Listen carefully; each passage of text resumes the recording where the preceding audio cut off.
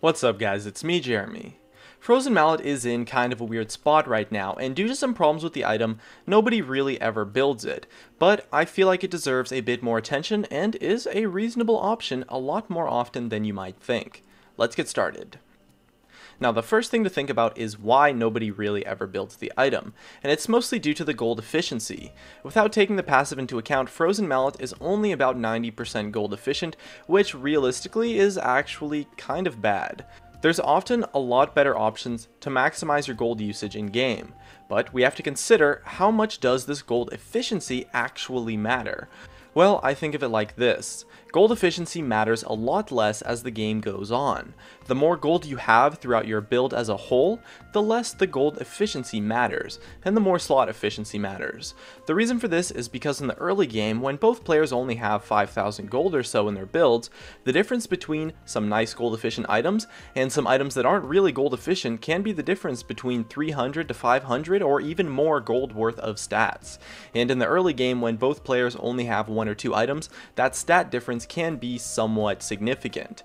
But when both players have 3 or 4 items, even something as big as 500 gold worth of stats probably won't matter at all, since fights will be way more decided by positioning and utility, and the gold value of stats won't matter as much. And since in the early game, 500 gold of stats might be like a 10% difference, but later on it can be as small as 3% or even less, which is totally insignificant. And because of this notion of gold efficiency, I think Frozen Mallet gets passed by a little bit more often than it deserves, and as such is an underrated item and can be really solid when picked up as a third or later item in a build.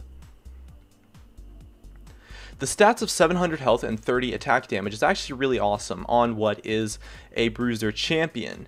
After you build an MR and an armor item, the extra health scales great with your build, and the extra damage would help you be more of a threat in fights too.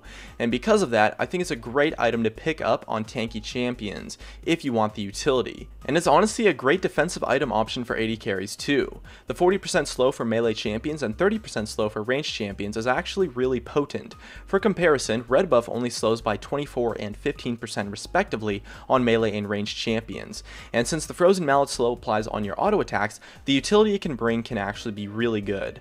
The slow is really powerful, and being able to buy an item that brings a lot of added utility to a champion is something your opponents might not expect, and so the crowd control is really useful. So it's a really powerful tool that you can use to really kite well in fights or chase down targets or really just hurt the kiting of your opponents.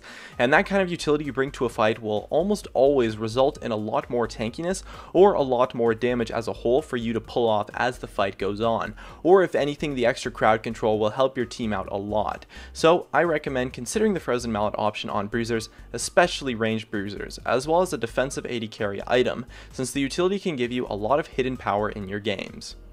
Hey guys, it's me Jeremy. Thanks for watching my video. If you enjoyed it, definitely make sure to hit that like button so I can tell, as well as you can check me out on Facebook and Twitter at Gaming Curios.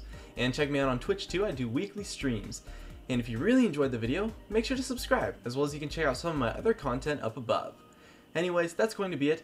Thank you so much for watching, and of course, I'll see you guys next time.